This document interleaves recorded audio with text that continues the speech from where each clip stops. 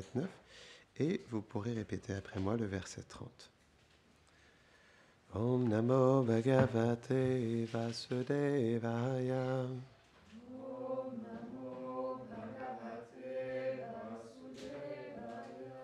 Om Namo Bhagavate Vasudevaya.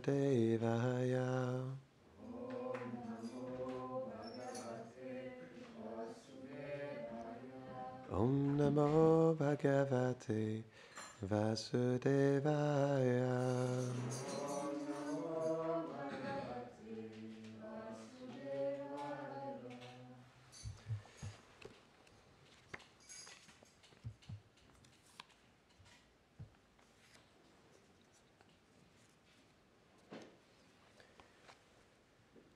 Tejasastu vikurnavad asidam bodhasatmakam rupavat sparshavak chambo gosavak chaparanvayat.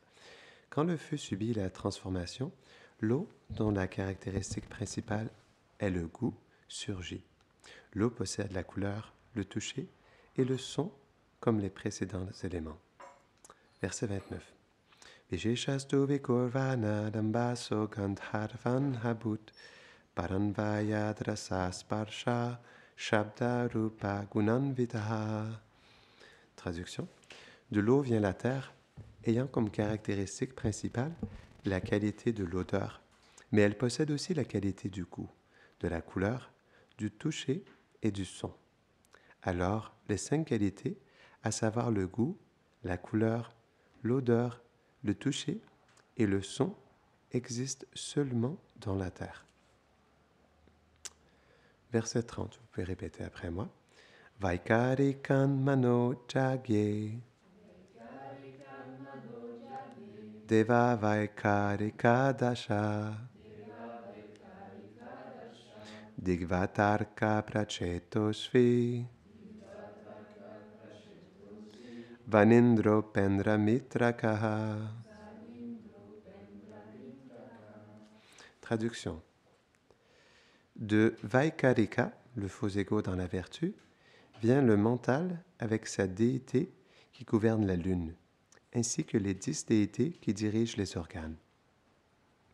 Ils sont Dik, Vayu, Surya, Varuna, les Ashvini, les demi-dieux jumeaux, comme les 5 contrôleurs des 5 organes de la connaissance, et Agni, Indra, Upendra, Mitra et Prajapati, comme les déités contrôlant les 5 organes de l'action. Commentaire. Selon Srila Vishwanath Chakravarti Thakur, du faux égo dans la vertu apparaît le mental et son demi-dieu, la lune. Les autres demi-dieux qui régissent les sens sont mentionnés. Dik pour les oreilles, Vayu pour la peau, Surya pour les yeux, Varuna pour la langue, les 2 Ashvini pour le nez, Agni pour la voix, Indra pour les mains, Upendra pour les pieds, Mitra pour l'anus et Prajapati pour le pénis.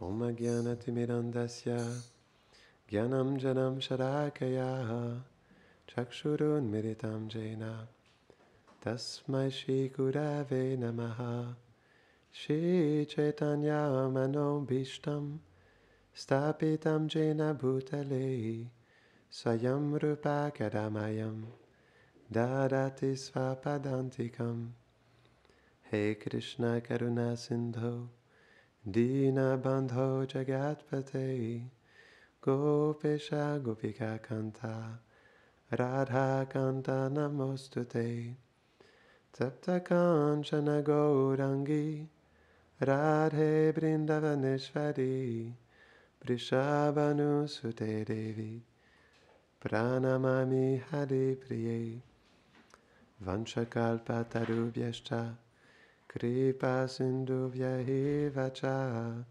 Patitanam Pavanebhyo Vaishnavebhyo Namo Namaha Jaya Shri Krishna Chaitanya Prabhu Nityananda Shri Advaita Gadadhara Shivasadi Gaura Bhakta Vrinda Hare Krishna,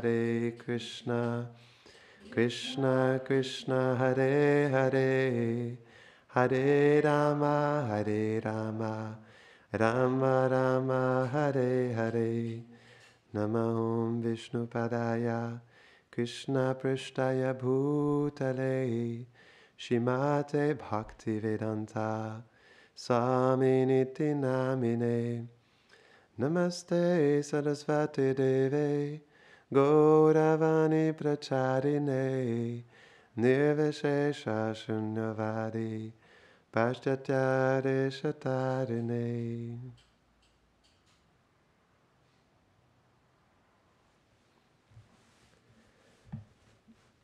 Lorsque je lisais le verset, ça me faisait penser à quel point tout est personnel. On sait même aussi que la planète est une personne, Bhumi Devi. Donc tout est personnel. C'est ce qui montre que aussi Krishna est une personne. Bhaktisiddhanta Sarasvati Thakur, il appréciait beaucoup ce poème qui explique qu'en réalité, l'absolu est, j'ai le mot en anglais, sentient, a des sentiments. L'absolu est doté de sentiments d'amour. Donc naturellement, tout est fait aussi dans cet élan de quelque chose de personnel. Et ça, c'est quelque chose de très important. Ce qui se passe, c'est que la mentalité de l'âme conditionnée, elle tend plutôt à aller dans l'impersonnalisme en réalité. C'est pourquoi, naturellement, comme les gens n'ont pas d'expérience de la transcendance, parce que la transcendance veut dire les pieds pareils au lotus de Krishna, son sourire, sa forme, ses divertissements, ses qualités, ça c'est la transcendance. C'est extrêmement personnel. On a juste à regarder sur l'autel, on peut voir à quel point c'est personnel. Il y a tellement de personnalités sur l'autel qu'on ne sait même pas où regarder. Est-ce que ça vous est déjà arrivé? Krishna il a tellement de belles familles. Est-ce que je regarde Mary Yashoda? Est-ce que je regarde Nanda Maharaj? Est-ce que je regarde Subal? On ne sait pas où regarder. Parce qu'il y a trop de beauté sur l'autel. Il y a trop d'amour. Donc du coup, on est complètement pris par ce tsunami d'amour et on ne sait plus où mettre notre cœur. C'est ça qui est beau à Vrindavan. C'est une terre d'amour. C'est vraiment une terre d'amour. Si on peut voir à quel point, c'est ce qui fait en réalité que juste d'être un Brajbasi, d'être un résident de Vrindavan, c'est tellement quelque chose de merveilleux.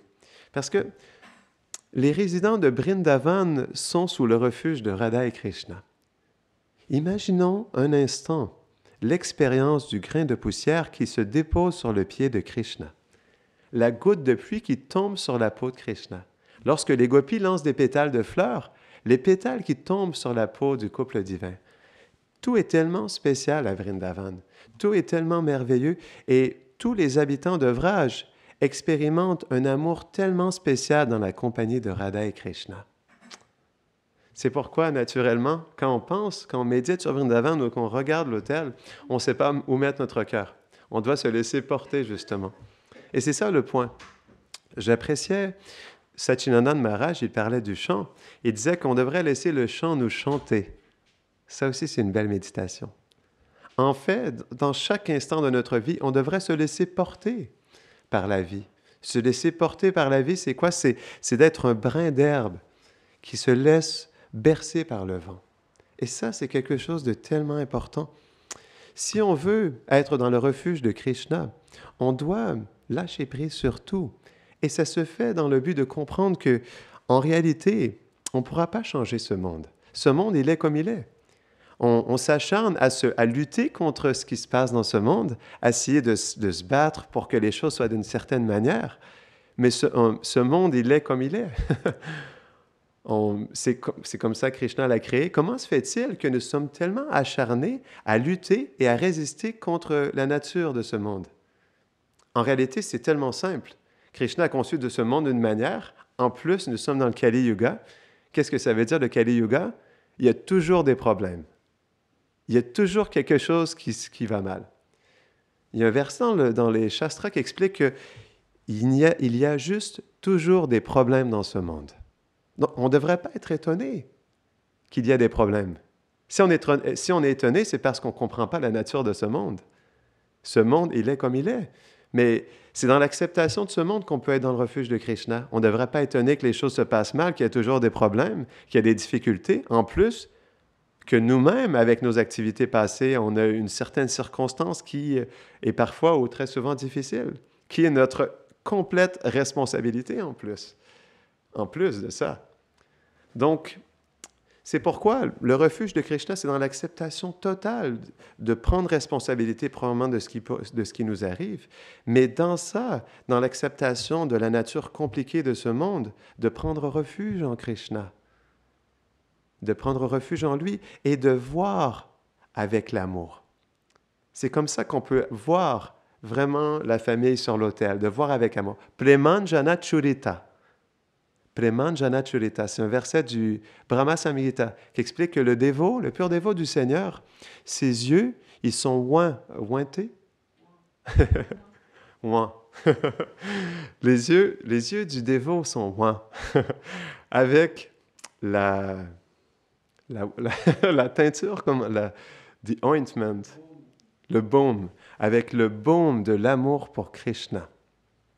Donc, au lieu, comme on expliquait tout à l'heure, au lieu de se plaindre pour le cours naturel des choses dans ce monde, au lieu d'être insatisfait pour ce qui se passe naturellement à chaque instant, on devrait se poser une question au plus profond de notre cœur. Quel est le vrai et réel problème de mon existence? Quel est mon vrai problème? Mon vrai problème, c'est que je n'ai pas d'amour pour Krishna. Ça, c'est mon vrai problème. On devrait avoir honte en réalité de passer jour, après mois, après année à tellement se battre pour des problèmes tellement insignifiants, mais tellement petits et infimes. Le vrai, c'est quoi? OK, il y a des problèmes avec ce corps, mais c'est normal. Ce corps, il est imparfait. La nature de ce monde, elle est imparfaite. On ne peut pas demander la perfection de quelque chose qui est imparfait. C'est parfait dans son imperfection. C'est parfait dans son imperfection. Ça, on doit l'accepter. Donc, on doit, OK, c'est quoi mon problème en réalité, au-delà de tout ce qui est naturel, parce que c'est comme ça que Krishna l'a ordonné. On ne peut pas changer les lois de ce monde, parce qu'on essaie d'être maître et en contrôle de ce qui se passe dans notre vie. On voudrait que les choses soient d'une certaine manière. C'est bizarre quand même. Il faut que les choses soient comme moi je l'entends.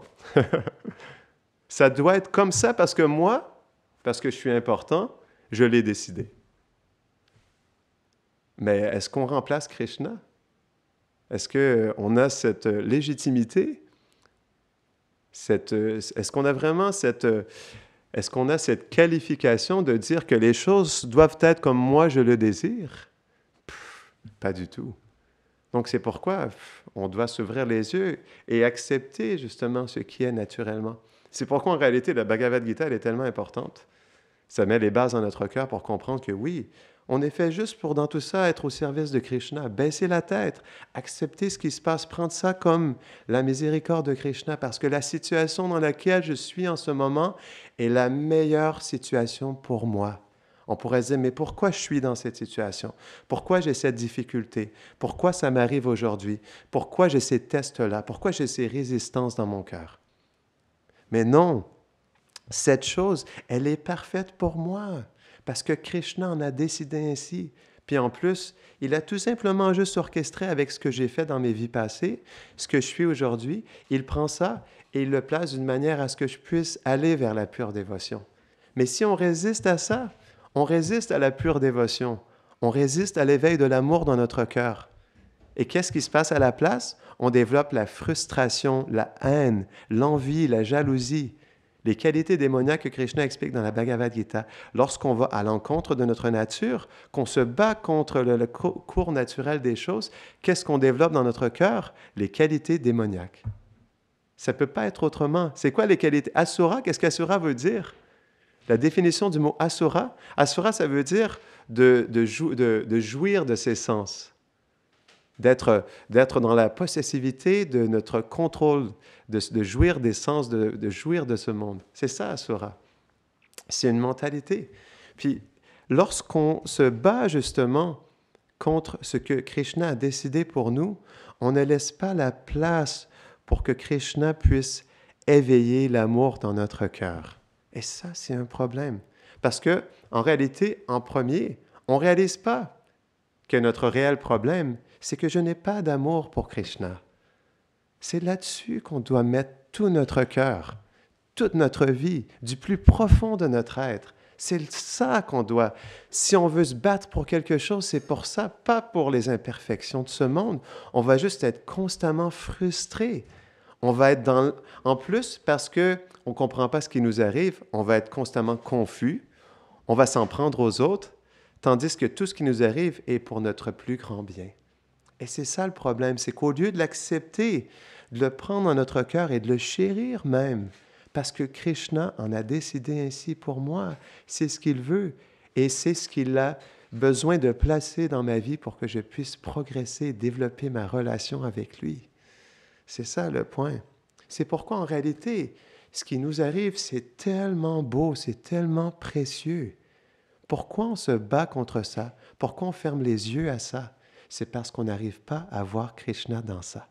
On n'arrive pas à voir comment tout est tellement personnel, à quel point Krishna, il est personnel dans ce qu'il fait pour moi aujourd'hui et dans tout ce que j'ai vécu dans ma vie. Ça, c'est son amour pour nous.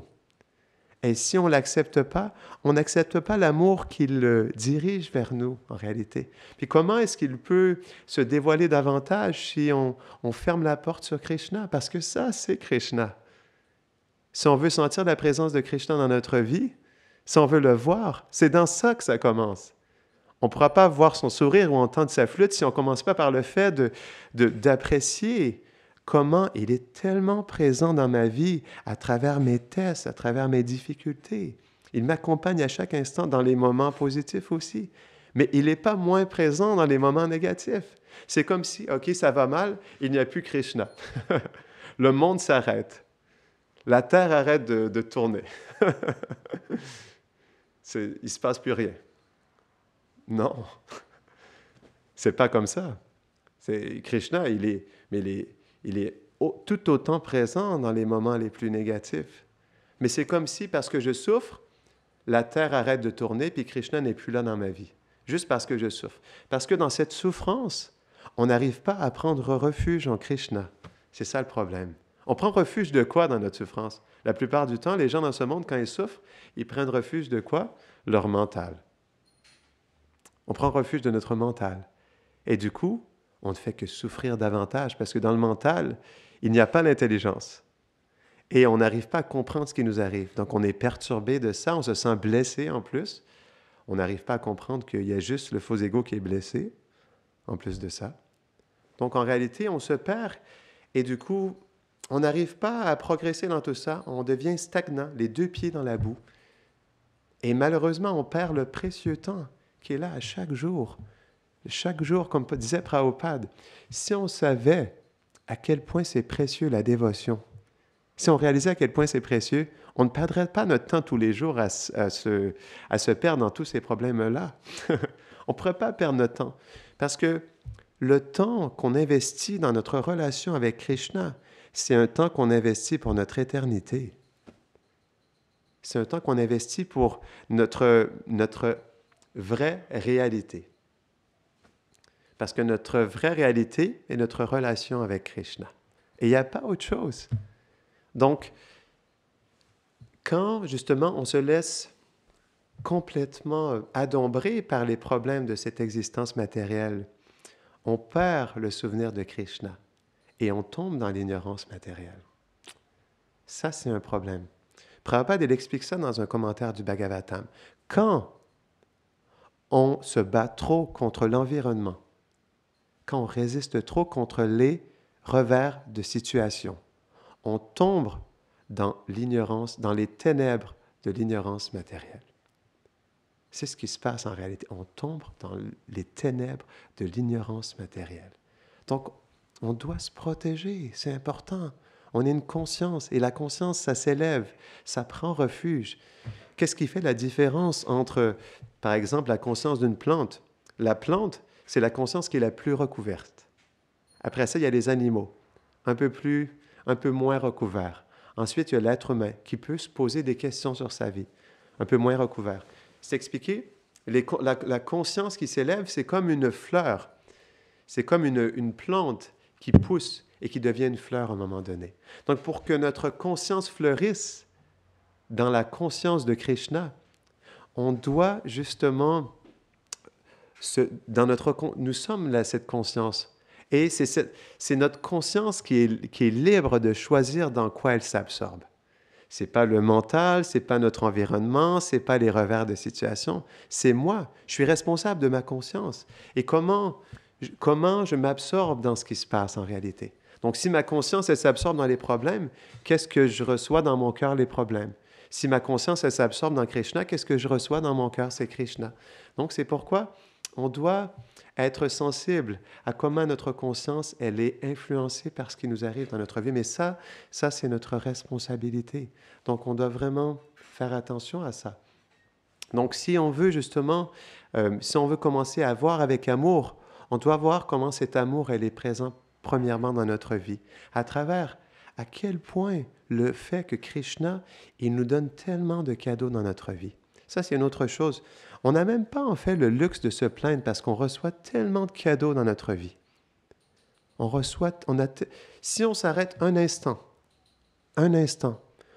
et on se pose et on médite sur tout ce que Krishna nous a donné, tout ce que les Vaishnavas nous ont donné depuis notre début dans le chemin de la dévotion. Est-ce qu'on a le luxe de se plaindre? Est-ce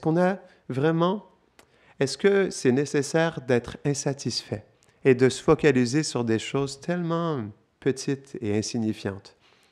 En réalité, si on y pense un instant, c'est une honte, c'est une offense envers tous les cadeaux que nous avons reçus de constamment se perdre dans les complexités de ce monde.